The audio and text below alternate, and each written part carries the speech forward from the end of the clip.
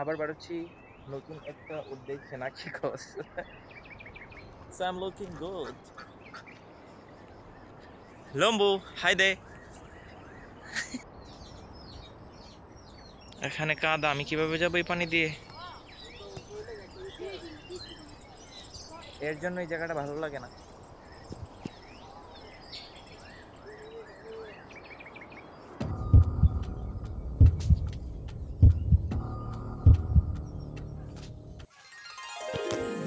তো ফাইনালি আমি পার করতে পারছি। ইয়ে, মতিন আমাকে ফেলে এখান থেকে চলে গেছে, আমাকে বিপদে রেখে। এই যেটা আমি একাই পারি। ইয়ো, মানে কাদা ওইদিকে, ওই রাস্তায়, ওই যে ওইদিকে ওই রাস্তাটা কাদা আছে। হ্যাঁ, আর এটা আমাকে কাদা দিয়ে নিয়ে আসছে। এই গ্রামটা কি জানি, গ্রামের নাম ছাড়া কিছুই বলতে পারে না। নিউ নিউ কামার বয়, তোর কথা বাদ দেই। Let's go. সুন্দর নিরিবিলি রাস্তা।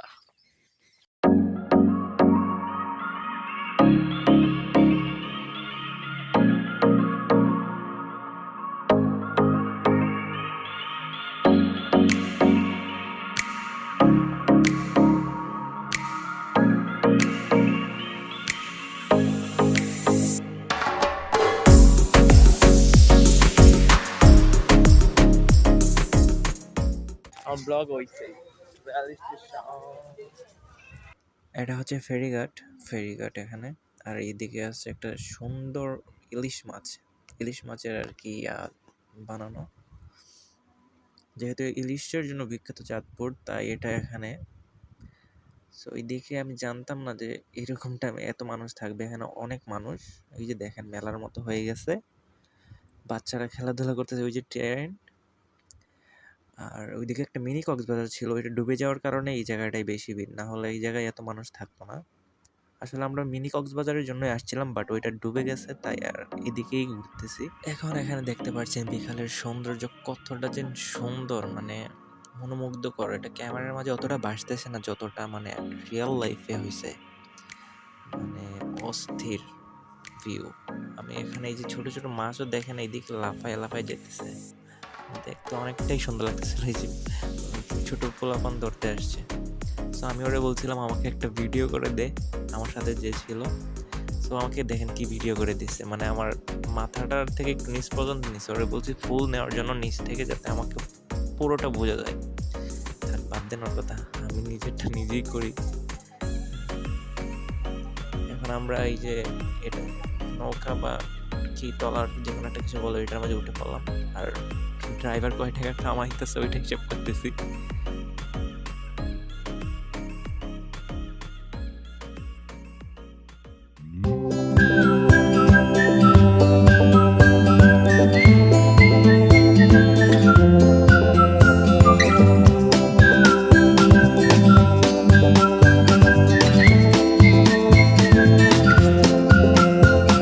এখানে আমি একটু পোস্ট নিয়ে নিলাম ভিডিও করার, রিলস বানানো যাবে।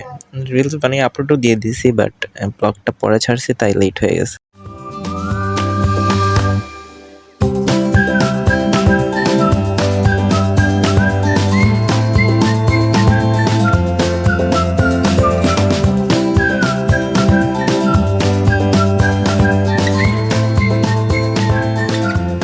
সন্ধ্যার সূর্যাস্ত আমাদের সামনেই হয়েছে এখানে। এদিকে সূর্যটা ডুবতেছে, ওই যে ডুবেই গেছে প্রায়, আর 2-3 মিনিটের ভিতরে একদম পুরো ডুবে গেছে।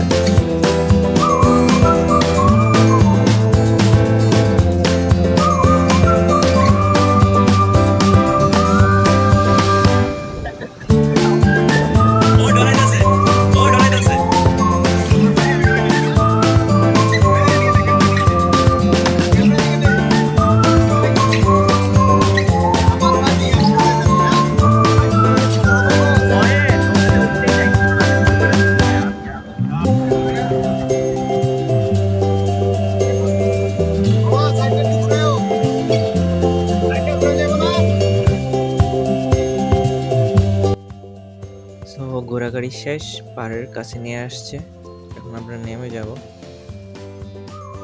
সন্ধ্যা হয়ে গেছে এখন। এটা হচ্ছে যে রক্তধারা, অনেকেই চিনবেন এটা, রক্তধারা এটা। আর এই সাইডে অনেক স্টল আছে যেখানে অনেক কিছুই পাওয়া যায়। ওকে দেখেন ও কি সিগন্যাল দিল।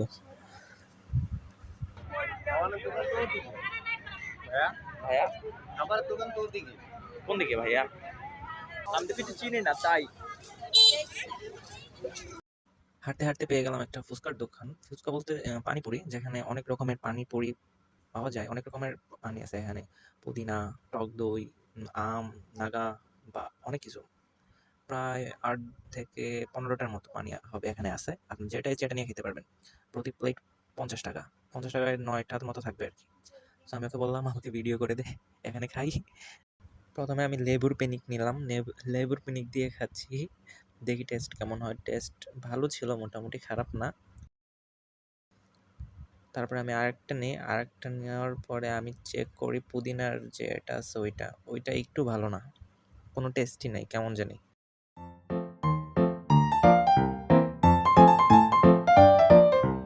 পানিপুরিওয়ালা মামা ওকে মানে সবকিছু মিলে একটা বেস্ট একটা পানিপুরি বানাই দিতেছে। ওইটা নাকি ভালো আসে টেস্ট। উনি সবাইকে দেয় না। যদি কেউ বলে তাহলে উনি মেক করে দেয়। সো ওটা ও খাইতেছে, আমি খাই নাই। আমি আগেই আমারগুলো ফিনিশ করে ফেলছি। তাই এখন এটা ওকে দিচ্ছে, ও খাবে। দেখেন কয় পদ দিতেছে, ৩-৪ পদ অলরেডি দিছে। আর এটা যখন দিতেছে এটা হচ্ছে ব্রেকআপ টক পানিপুরি। So, সব একসাথে মিলে খাওয়ার পর ওর অবস্থা একদম টাইট, মানে ও জালে একদম সো শেষ। খাইয়া মানে এটা খাইয়া ওর রফা দফা শেষ, একদম জাল মজা মিক্স মিক্স মিক্স। মজা দিয়ে দিছি, প্রচুর মজা দিছি। দাও টাকা দাও। টাকা টুকা দিয়ে এখন ওর আইসক্রিম খেতে হবে। জাল যেহেতু লাগছে, আইসক্রিম খেয়ে জাল শেষ করতে হবে। তাই আইসক্রিমও কেনা হয়ে গেল, আইসক্রিমও খাওয়া হয়ে গেল। এটা হচ্ছে ফেরিঘাটের রাতের ভিউ। এখানে রাতে অনেক সুন্দর, বাতাস ভেসে আসতেছিল নদীর পাড় দিয়ে, জাস্ট অ্যামেজিং। একটু ইলিশ মাছের বাজারেও ঢুকে পড়লাম ইলিশ মাছ দেখার জন্য। এখানে অনেক ইলিশ মাছ, যেহেতু নদীর পাড়েই ওদের এখন টাটকা ইলিশ সব। এটা হচ্ছে রক্তধারা রাত্রের ভিউ অ্যামেজিং। ক্যামেরাতে তো বেশি ভালো লাগতেছিল না। সো ভিডিও এই পর্যন্তই। টাটা সবাই, ভালো থাকবেন, আল্লাহ হাফেজ, টেক কেয়ার।